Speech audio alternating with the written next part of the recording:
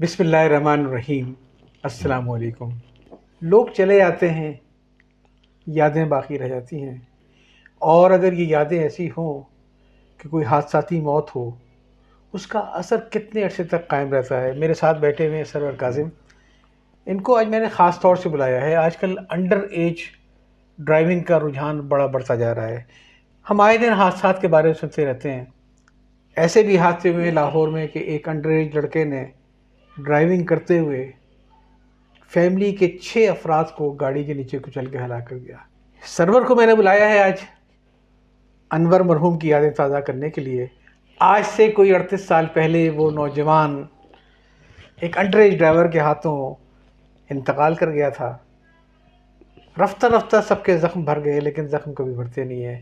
بغیر کسی تمہید کے میں آؤں گا سرور آپ کی طرف۔ جی بس ذرا پہلے بتائیے تھوڑا سا ہمیں انور کے بارے میں۔ میں اگر اس کو شروع کروں تو جس وقت انور کا انتقال ہوا اس وقت اس کی عمر 23 سال تھی اور میری عمر 22 سال تھی۔ 23 سال کا تھا وہ۔ تو وہ 23 سال کے تھے اور میں 22 سال کا، اور ہم بھائی نہیں دوست تھے۔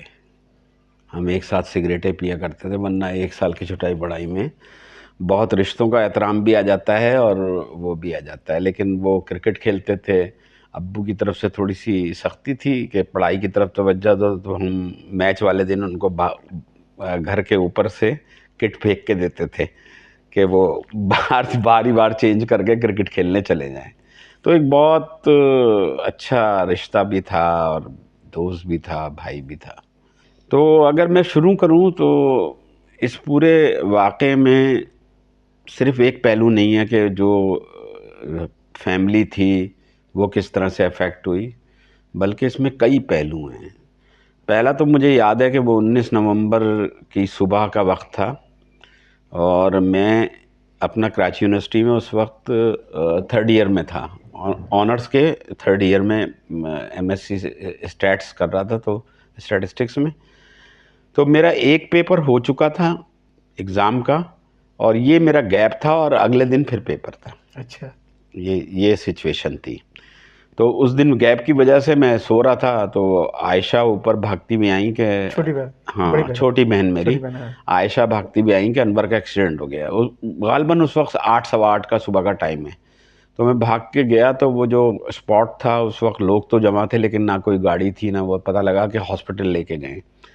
جب ہم ہاسپٹل علاقے کے جو نیئر بائی ہاسپٹل تھے، تو وہ جس گاڑی نے ایکسیڈنٹ کیا تھا وہ بھی ہمارے محلے کا ہی بچہ تھا، اسی ہماری گلی میں ہی 5 مکان چھوڑ کے وہ لوگ رہتے تھے۔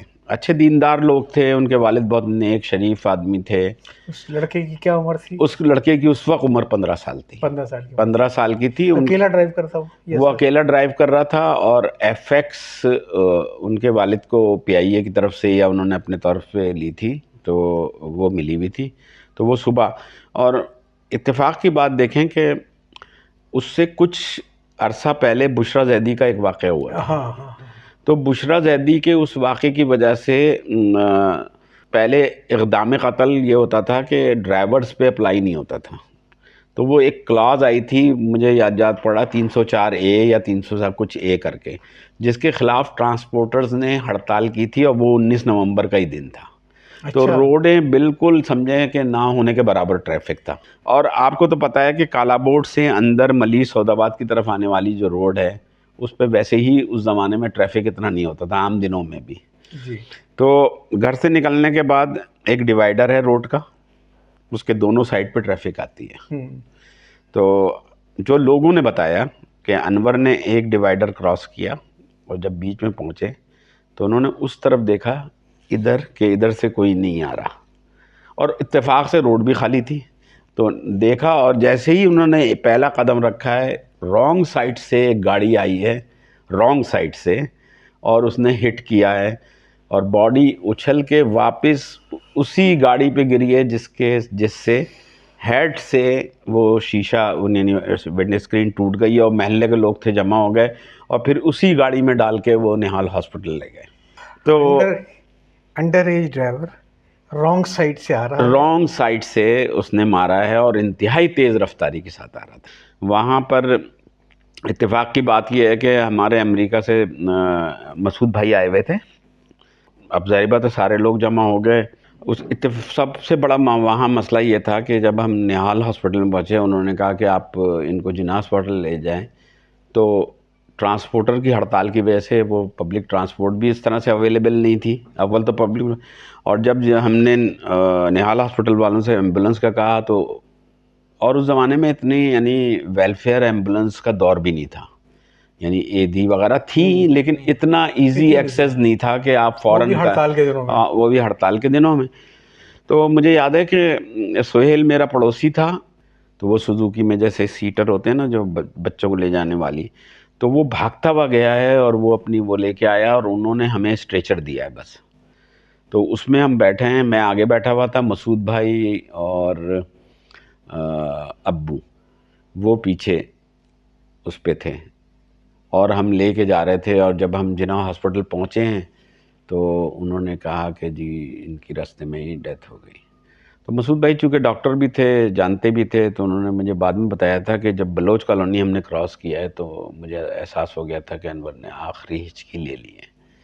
سرور یہ بتائیے کہ جب یہ اتنا بڑا حادثہ ہوا تو اس کے جو ٹراما کریٹ ہوا، اس سے جو گھر میں جو اثرات آئے، اس سے آپ لوگ کتنے عرصے کے بعد باہر نکلے؟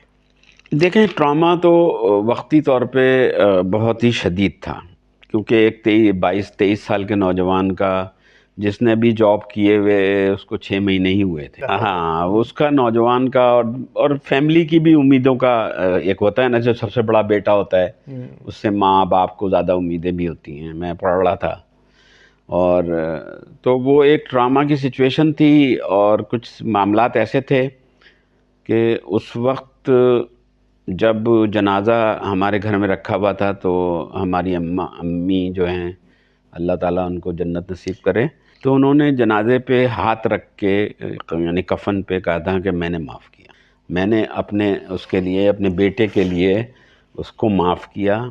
سرور آپ کی بات سے ایک مجھے بڑی عجیب سی بات لگی کہ جس ماں کا جوان بیٹا حادثاتی موت کا شکار ہو جائے، وہ بیٹے کے کفن پہ ہاتھ رکھ کے کہے کہ میں نے معاف کیا. جی جی بالکل. یہ بہت بڑی بات ہے. لوگ چھوٹی چھوٹی غلطیوں کے لیے مانتے اور انہوں نے اپنے بیٹے کا خون معاف کر دیا، اور وہ بھی عین جنازے کے وقت. عین جنازے کے وقت انہوں نے معاف کر دیا. انہوں نے کہا میں نے معاف کیا، اللہ اس کو معاف کرے. آپ کے والد کا کیا حال رہا؟ ابو نے یہ نہیں کبھی اعتراض کیا کہ تم نے کیوں معاف کیا یا تم لوگوں کا کیا ہے. انہوں نے ہمیشہ ایک بات کی کہ بحیثیت باپ یہ اللہ تعالیٰ نے مجھے اختیار دیا ہے کہ میں کسی کو معاف کروں یا نہ کروں. میں دل سے نہیں معاف کر سکتا کیونکہ وہ زخم کو، میں وہ درد کو محسوس کرتا ہوں. آپ کو بتا دوں کہ سب سے بڑی جو ہمارے لیے تکلیف دہ صورتحال تھی کہ کئی مطلب سوچتا ہوں تو مجھے آنسو آ جاتے ہیں کہ مجھے یاد ہے کہ وہ دوسرا دن تھا جب یعنی میت کو ہم لوگ دفنا کے آ گئے تھے. اگلے دن ہمارے والد صاحب ابو اس کے جو ہے نا خون آلود کپڑے دھو رہے تھے، تو وہ بھی منظر تھا. پھر وہ ابو چونکہ نیوی میں جاب کرتے تھے غالباً نیوی میں یا میڈونا میں، تو وہ سامنے ہی ان کی جس اسپاٹ پہ ایکسیڈنٹ ہوا تھا اس کے سامنے ہی پہ بس آیا کرتی تھی جس سے وہ صبح جایا کرتے تھے. لیکن 19 نومبر کے بعد سے ہم نے ان کو اس اسٹاپ پہ کبھی بھی کسی ٹرانسپورٹ کو پکڑتے، ہمیشہ وہ گلی چلتے ہوئے 2-3 اسٹاپ پیچھے جا کے اور وہاں سے وہ پبلک ٹرانسپورٹ کو لیا کرتے تھے. اور اس روٹ کو ہی انہوں نے تبدیل کر دیا تھا. انہوں نے وہ اس روٹ سے نہیں جاتے تھے اور اگر مجبوری ہو تو پھر وہ کم از کم اس اسٹاپ پہ نہیں جاتے تھے. اچھا ویسے ایک بات تو بتائیں کہ امی نے آپ کی بڑی ہمت دکھائی اور تدفین سے پہلے ہی کفن پہ ہاتھ رکھ کے دل سے معاف کر دیا، کیا غم بھلا پائی تھی کبھی؟ نہیں. مجھے یاد ہے کہ کوئی بھی نومبر کا مہینہ آتا تھا یاد کیا کرتی تھیں، بخشا کرتی تھیں، پڑھتی تھیں وہ ساری. ان میں چاہوں گا کہ اس سے پہلے کہ میں اس کے دوسرے اثرات پہ آؤں، ایک دفعہ پھر میں ذرا لوگوں کو یاد دلاؤں گا جو لوگ اپنے بچوں کو گاڑیاں پکڑا دیتے ہیں، موٹر سائیکلیں دیتے ہیں، وہ اپنے ساتھ 2-3 بھائیوں بچوں کو بٹھا کے اسکول لاتے لے آتے ہیں. آپ خدا کے لیے کوئی ڈرائیور رکھ لیجئے گھر میں تاکہ وہ آپ کی بائک پہ آپ کی گاڑی لے کے جائے. 38 سال ہو گئے ہیں اور وہ دکھ آج تک کم نہیں ہوا ہے. ماں نے معاف کر دیا مگر مرتے دم تک وہ غم بھلا نہیں سکی. بلا نہیں سکے، بالکل نہیں بلا سکے. باپ نے اس جگہ سے جانا چھوڑ دیا جہاں وہ ایکسیڈنٹ ہو گیا تھا، اور ہم لوگ رانگ سائڈ ڈرائیونگ کرتے ہیں، سگنل کو توڑتے ہیں، یہ سوچے بغیر کہ کسی کے لیے کتنے بڑے دکھ کا سامان کر رہے ہیں. اچھا سرور، ایک بات تو بتائیں، آپ کی فیملی کے ساتھ جو ہوا وہ ہوا کہ پھر وہ جب تک اس علاقے میں آپ لوگ رہے اس ٹراما سے باہر نہیں آئے، پھر آپ نے مکان ہی چینج کر دیا وہاں سے دوسرے. بس اس فیملی کے ساتھ کیا ہوا جس نے کیا تھا؟ کوئی پیسے دے دلا کے چھوٹ گئے وہ لوگ؟ دیکھیں، یہ سوئم کی بات ہے. جس دن تیسرا دن تھا تو ان کے والد صاحب ہماری گلی سے گزرے اور وہ لڑکا ساتھ تھا، اس کو انہوں نے لاک اپ سے چھڑا لیا تھا، چلے گئے. اچھا، کوئی ایسی نہیں تھی، ہمیں بھی پتہ ہے کہ یہ چیز انہوں نے، یعنی شریف آدمی تو تھے لیکن شاید اولاد کی محبت نے ان کو، ناجائز محبت نے اتنا وہ کر دیا کہ اس کو وہ 3 دن رکھنا گوارا نہیں کر سکے. کہ جو ہم نے تو کوئی کیس نہیں کیا تھا، وہ تو اسٹیٹ کا ہی کیس تھا.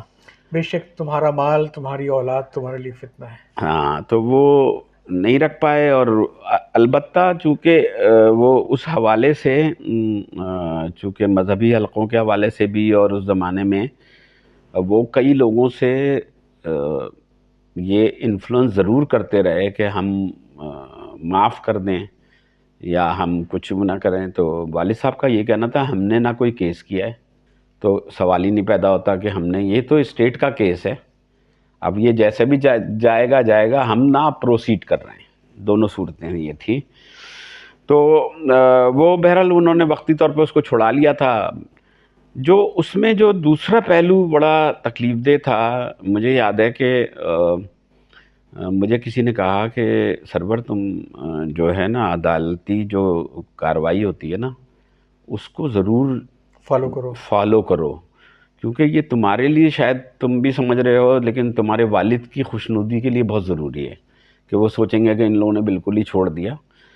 تو اتفاق سے اس دوسرے پہلو میں یہ ہوا کہ جب ہم پروسیکیوٹر پہ گئے تو وہ وہی پیسے کا چکر کہ پیسے دے دو تو ہم یہ کر دیں گے. میں نے کہا نہیں بھائی، ہمارے پاس نہ، ہم اس سلسلے میں کوئی آپ کی ہیلپ نہیں کر سکتے، آپ کو جو کیس چلانا ہے کب چلائیں. گواہیوں کی باری آئی تو مجھے یاد ہے کہ 3 گواہ تھے جو پروسیکیوٹر کی طرف سے. ایک میں خود تھا جس کو گواہ بنایا گیا تھا، اور دوسرا ایک دکاندار تھا جس کی کونے پہ دکان تھی اور وہاں سے وہ تھی. تیسرا ایک انور کے پیچھے اس دن آفس پہ جانے والا ایک لڑکا تھا، اور چوتھا ایک سامنے والی گلی میں رہنے والا لڑکا تھا. یہ 4 لوگ تھے جنہوں نے بالکل اسپاٹ پہ دیکھا تھا. تو جب گواہیوں کی باری آئی تو میری گواہی ہوئی بمشکل بڑی پیشیوں کے بعد کہ تاریخ پہ تاریخ. تو میں تو خدا گواہ ہے کہ میں نے وہی گواہی دی جو کہ تھا.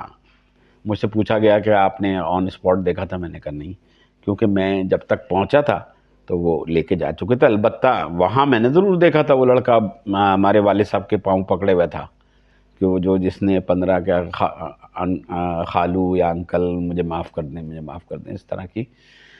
تو وہ دوسرا اتنی پیشیاں وہ ہوئیں کہ جو دوسرے تھے جن کے ان کے ریفریجریشن کی ایک کمپنی میں کام کرتے تھے، تو ان کے مالک نے کہا کہ یار دیکھو، یہ گواہی دینا تو اچھی بات ہے، کوئی ایسی نہیں ہے، لیکن آپ تو، اچھا طریقہ جو استعمال ہوتا تھا کہ وہ 9 یا 10 بجے کا ٹائم دیتے تھے اور 12 ساڑھے 12 1 بجے تک بٹھا کے رکھتے تھے، اور پھر 1:30 بجے یہ کہتے تھے کہ اب یہ تاریخ ہو گئی ہے.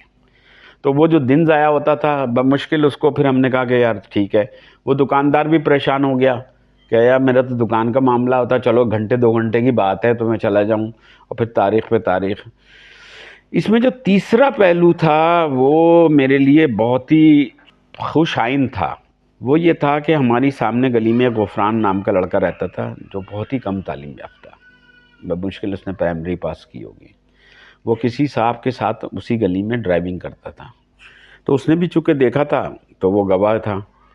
تو وہ مجھ سے ہر موقع پہ جب ہم جا کے واپس آ رہے ہوتے تھے، وہ مجھ سے کہتا تھا کہ سرور تم گھبرانا نہیں، میں نہیں ہلنے والا، یہ کچھ بھی کر لیں.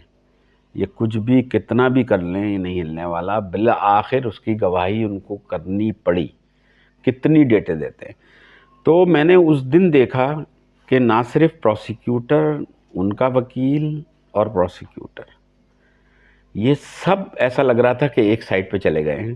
ایون جج, جو سیشن جج تھا, وہ اس پہ اتنی جرا کر رہے تھے کہ تم نے کیسے یقین سے کہہ سکتے ہو کہ اسی گاڑی نے مارا ہے. اس نے کہا مجھے یقین ہے. اس نے کہا تم کہاں کھڑے ہوئے تھے؟ اس نے کہا میں نے ناپا تو نہیں تھا لیکن میں اس جگہ کھڑا ہوا تھا. تو وہ کہنا ہے کہ تم جو ہے عدالت کے ساتھ بدتمیزی کر رہے ہو, تمہیں جو ہے نا ہم کہا کہ توہین عدالت کے نام پہ 6 مہینے کی سزا دے سکتے ہیں. تو اس نے اس وقت کیا کہا؟ اس نے کہا کہ آپ ان سے پوچھ لیں اور میرے محلے میں چلے جائیں اور میرے گھر میں چلے جائیں, میرے ماں باپ کو اتنی پرواہ بھی نہیں ہوگی. ان کے ماشاءاللہ اتنے بیٹے ہیں, اس میں سے ایک بیٹا اگر ان کا جیل میں چلا جائے گا نہیں ہوگا, لیکن اگر تم لوگ چاہتے ہو کہ میں گواہی سے پھر جاؤں تو یہ ہرگز نہیں ہوگا. جو میں نے دیکھا تھا, جس طرح سے دیکھا تھا وہ ہوا. تو وہ ایک گواہی وہ آخر دم تک ثابت قدم رہا. تو بڑا یعنی اس میں جو لیسن میرے لیے تھا کہ ہم بہت سے لوگوں کو فیس ویلیو پہ جج کرتے ہیں کہ ارے یہ تو عام سا ایک آدمی ہے, یہ ایسے گلی تھڑے پہ کونے پہ بیٹھنے والا ہے. لیکن کریکٹر وہ ہوتا ہے جو اس پہ آتا ہے. اور اس کا جو ڈاؤن سائڈ یہ تھی کہ انہوں نے ایسے گواہوں کو اپنے کیس میں ڈالا جو موجود ہی نہیں تھے اور بہت دیندار تھے. افسوس کی بات یہ ہے کہ ان دیندار لوگوں نے یہ کہا, صرف بچے کو بچانے کے لیے کہا کہ نہیں جی یہ وہ گاڑی نہیں تھی, اس کی گاڑی تو پیچھے تھی, تو پہلے ہی ایک کوئی سوزوکی ٹائپ کی گاڑی مار کے چلی گئی تو یہ بھام ہو گیا اور وہ ہو گیا. سرور آپ نے مجھے بہت عجیب بات بتائی کہ جو صاحب اپنے بچے کو بچانے کے لیے اتنی کوششیں کر رہے تھے, آپ کے پڑوسی تھے, محلے دار تھے, 6 مہینے کی قید سے بچانے کے لیے اتنی کوششیں کی انہوں نے. نہ صرف یہ کہ انہوں نے عدالت میں کھڑے کے جھوٹ بولا بلکہ عدالت کو متاثر کیا, جج تک کو متاثر کیا کہ جھوٹ بولا جائے. اور مزے کی بات یہ ہے کہ جن 2 افراد کی جھوٹی گواہی کے اوپر اس بچے کو بری کر دیا گیا, آپ کا خیال یہ ہے کہ ان دونوں کا بھی تعلق بہت ہی مذہبی لوگ تھے. ہاں, تو یہ میں صرف اتنا سوال کر, یہ جب مذہبی لوگ جن کو پڑوس میں ایک دوسرے جانتے ہیں, اس کا کچھ عجیب سا نہیں لگا؟ اس تنظیم کو آپ بھی جانتے ہوں گے, میں اس کو نہیں نام نہیں چاہتا. دیکھیں وہاں پہ کیا اثر ہوا اس چیز کا؟ دیکھیں جس دن ہمارے بھائی کا جنازہ تھا, اس مذہبی جماعت کے اہم سرکردہ لوگ, ایسا نہیں ہے کہ پوری سٹی کی قیادت, سندھ کی قیادت, وہ سب شریک تھے, ایسا وہ ہے. لیکن البتہ یہ ہے کہ جب اس واقعے کا, ظاہر بات ہے وہ تو واقعہ آ کے بعد ہی عدالتی کارروائی ہوئی اور کس اسٹیج, کافی لمبا عرصہ گزرا, اس میں کس اسٹیج پہ یہ گواہ آئے اور انہوں نے یہ انفلوئنس کیا. لیکن جیسے ہی اس مذہبی جماعت کی قیادت کو اس کی خبر ملی, اطلاع ملی, اور لوگوں نے خط لکھے, ایسا نہیں ہے کہ لوگ بیٹھ گئے, بلکہ انہی کی جماعت کے لوگوں نے ان کو خط لکھے اور اس پہ پھر انہوں نے فیصلہ لیا. اور نہ صرف ان صاحب کی جو کہ والد تھے ان کی, اور ان کو اپنی دونوں جھوٹے گواہ, دو گواہ بنے تھے, اور ان کو بھی جنہوں نے کہا تھا کہ کوئی اور گاڑی مار گئی, کوئی اور گاڑی مار گئی تھی, ان کو بھی فارغ کیا انہوں نے. اچھا, اپنے نظم سے فارغ کر دیا تھا بالکل. اور بڑا یعنی ایک طرح سے انہوں نے تنبیہی اور ایک طرح سے ہمارے لیے ایک تعزیتی خط بھی لکھا تھا. میں نے کہا میں والد صاحب کے نام انہوں نے ایک خط بھی آیا تھا جس میں انہوں نے یہ بتایا تھا کہ کس طرح سے ہمیں یہ بڑا افسوس ہوا ہے کہ اس طرح کی اطلاع ملی. آپ نے یہ وضاحت کر دی, بہت اچھا ہوا. کم سے کم اتنا تو ہمارے ہاں ضمیر زندہ ہے کہ ہم برائی کو برا سمجھیں, اور اگر کوئی ایسا معاملہ, کوئی اپنا آدمی اگر غلطی کرے تو اس کا اتنا کڑا احتساب ہو. ہاں بالکل کڑا احتساب. اس میں میں 3 افراد جو ہے وہ فارغ کر دیے گئے تنبیہ کے ساتھ. لیکن بہرحال یہ اچھا ہے کہ چلیں ایک کچھ جماعت, کچھ سیاسی تنظیمیں ایسی ہیں, کچھ مذہبی تنظیمیں ایسی ہیں مظلوم کے ساتھ کھڑی ہوتی ہوئی نظر آتی ہیں. یہ چیز بھی اگر ہو جائے تو بہت ہے. ہاں یہ لیکن اگر کوئی ایسے مذہبی لوگ تھے اور ان کی مذہبی جماعت نے اتنا کڑا احتساب کیا, ان کو فارغ کیا, بالکل فارغ کیا, اس میں کوئی دو رائے نہیں ہے. مطلب انہوں نے بالکل یعنی بہت اچھا یعنی انہوں نے فیصلہ بھی کیا, اور ان کے نظام سے بھی ایک تقویت ملتی ہے کہ وہ حق کے ساتھ کھڑے ہوتے ہیں, چاہے وہ باطل ان کے اپنے اندر موجود ہو. فیصلہ کیا ہے؟ پھر فیصلہ تو وہ چھڑا کے چلے گئے تھے کہ کوئی 4 سال 5 سال بعد ہمارے محلے سے کچھ لوگ آئے، صرف اس لیے آئے تھے کہ ذرا دیکھیں، ان لوگوں نے مکان نیا بنا ہوا تھا، ہم لوگ آ گئے تھے. تو انہوں نے ہی تذکرہ کیا محلے کے لوگوں نے کہ بھائی وہ ابو سے کہ خالو ہاں کیا آپ لوگوں نے دوبارہ کیس اوپن کر دیا ہے؟ تو ہم نے کہا نہیں، ہم نے تو پتہ ہی نہیں، ہم تو کوئی. تو انہوں نے کہا نہیں، ان کے گھر پہ تو پولیس نے چھاپا مارا تھا، اس کو دوبارہ پکڑ کے لے گئے. تو پیسے بنانے کی خاطر معلوم نہیں کیا ہوا. تو پھر خود ہی انہوں نے کہا کہ پہلے محلے والوں کا یہ خیال تھا کہ شاید ان لوگوں نے دوبارہ کیس کی اپیل کر دی ہوگی، لیکن بعد میں یہ پتہ لگا کہ والد صاحب کی بیجا یعنی جو لارڈ نے یا جس نے کہ اس کو یہ ہمت دی، بعد میں اس نے کچھ جعلی لیٹر ہیڈ پہ کسٹم سے کچھ مال کلیئر کروایا، تو اس کے پیچھے کسٹم سے پولیس لگی اور پھر ان کے گھر پہ 6 ریڈ ہوا، اس سے وہ جعلی لیٹر ہیڈ اور وہ ہوا برآمد ہوا. اس کا ایک پہلو یہ ہے کہ آپ نے اس وقت اپنے اس بچے کی کیونکہ غلطی کی پش پناہی کی تو ایک ہمت بڑھ گئی. پھر وہ بیچارے ان کا بھی پھر بعد میں کینسر میں انتقال ہو گیا، وہ ہوئے. تو میں نہیں کہتا کہ ان کی فیملی نے سفر کیا، یقیناً ان کی فیملی نے بھی سفر کیا ہوگا. بیچ میں کبھی کوئی آپ لوگ کو آفر دی گئی کہ اتنے پیسے لے لو؟ نہیں، اس کے جو ایک ہوتا ہے نا قانون دید کا، اور اس کا نہیں، اصل میں دید کا قانون اس لیے اپلائی نہیں ہوتا تھا کہ بہرحال یہ ایک قتل تو نہیں تھا، یہ تو ہم بھی سمجھ رہے ہیں، اور یہ بات بھی صحیح تھی کہ وہ مائنر تھا. اور جو اسٹیٹ نے کیس میں جو بنایا تھا اس میں ایک طرف تو مائنر کو تو انہوں نے ملوث کیا ہی تھا، اس کے ساتھ میجر کو انہوں نے فریق بنایا تھا کہ میجر کی غفلت کو ضرور کاؤنٹ کیا جائے کہ ایک میجر نے کیسے ایک مائنر کے ہاتھ میں گاڑی دے دی. دنیا میں اگر کسی کو اپنے کیے کی سزا مل جائے تو وہ بڑا خوش نصیب ہے کہ آخرت میں اس کو اس جرم کی سزا نہیں ملے گی. ایک جرم کی سزا 2 بار نہیں ملتی ہے. اور اگر آپ وقتی طور پہ اس قسم کیس میں اگر کوئی ہوا ہے اور آپ یہ کرتے ہیں تو بنیادی طور پہ آپ اس کو مسائل کھڑے ہی کرتے ہیں. اس زمانے میں بھی ادھر جو قانون تھا وہ بھی ایکسیڈنٹل میں مائنر پہ 6 مہینے سے زیادہ کی سزا لگاتا ہی نہیں تھا.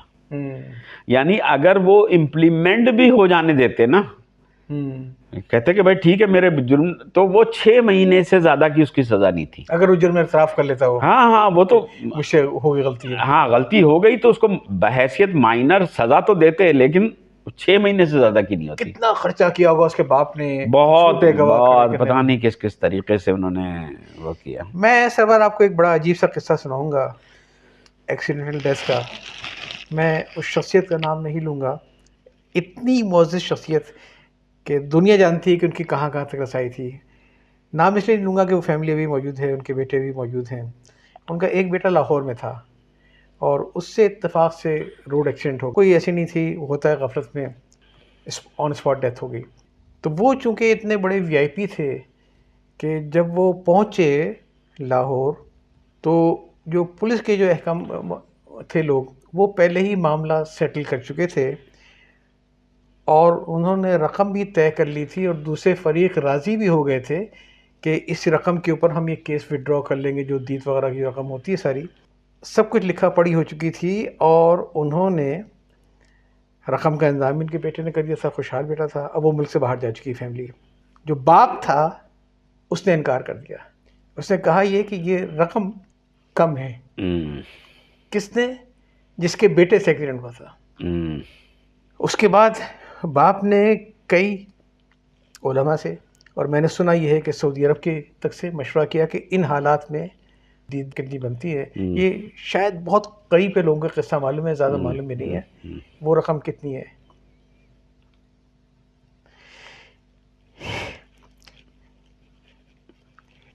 وہ رقم اس باپ کے پاس نہیں تھی. جس نے کہا تھا کہ جب تک یہ نہیں ہوگا شرعی طور پہ بیٹا جیل سے نہیں آئے گا باہر. اس رقم کا انتظام کرنے کے لیے انہوں نے کوئی چندے کی اپیل نہیں کی، کچھ نہیں کیا، اپنا ذاتی مکان بیچ دیا، اور بہت بڑا مکان تھا وہ، اور شرعی طور پہ وہ دید کی رقم ادا کرنے کے بعد پھر وہ بیٹا باہر آیا اور پھر وہ یہ ملک چھوڑ کے چلا گیا۔ اچھا، ہم نے کبھی یہ سوچا بھی نہیں، شاید اس وقت ہمارے ذہن میں یہ تھا نہیں، یا تو معافی تھی یا کچھ بھی نہیں تھا۔ تو جناب احساس ہے آپ کے دل میں، تو یہ گاڑیاں نہیں ہیں جو بچوں کے ہاتھ میں دی ہیں آپ نے، یہ قتل گاہیں ہیں، چلتے پھرتی دوڑتی ہوئی۔ کوئی بچہ اگر ہو جائے کسی کا، ساری عمر کا روگ ہے، آپ کے لیے بھی اس کے لیے بھی، خدا کے لیے مائنر بچوں کو گاڑی نہ دے۔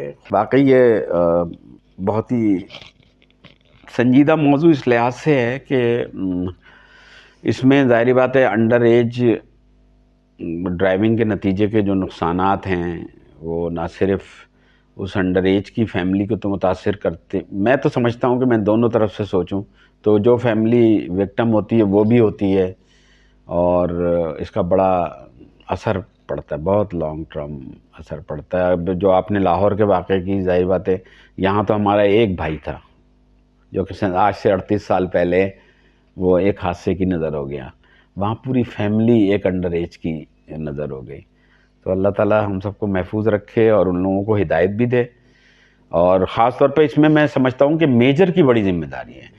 شاید آج کی ساری گفتگو کی ٹیک اوے یہی 2-3 چیزیں ہیں۔ پہلی بات تو یہ کہ گھر والوں کی ذمہ داری، ایک غلطی آپ پہلے کر بیٹھے ہیں، پھر دوسری غلطی، تیسری غلطی، اور دوسری بات یہ کہ اس کی خاطر بجائے سے کہ آپ، جب کہ تم بتا رہے ہو کہ کوئی سزا نہیں تھی، 6 مہینے سزا تھی، 6 میں مائنر کی 6 آپ نے مہینے اپنا سے سارا کیا دھر رکھ دیا۔ اور دوسری بڑی جو میں نے سیکھا جو نہیں، اور اس مائنر کی کریکٹر بلڈنگ کیا ہوئی، اس نے اس کو یہ ایک طرح کی انکریجمنٹ دی کہ پیسے کے ذریعے سے ہر طرح کی سہولت ہے، تبھی تو وہ اس طرح کی فوجری کی کیس میں پھر پکڑا گیا، پھر وہاں پر بھی چھوٹ گیا۔ یہ تو ہوا ہے نا کہ ہمارا نظام ہی انفارچونیٹلی ایسا ہے کہ لوگ چھوٹ بھی جاتے ہیں، لیکن کریکٹر بلڈنگ اور پرسنالٹی یہ ساری چیزیں افیکٹ کرتی ہیں۔ میں آخر میں آپ سے یہی چاہوں گا، اللہ حافظ۔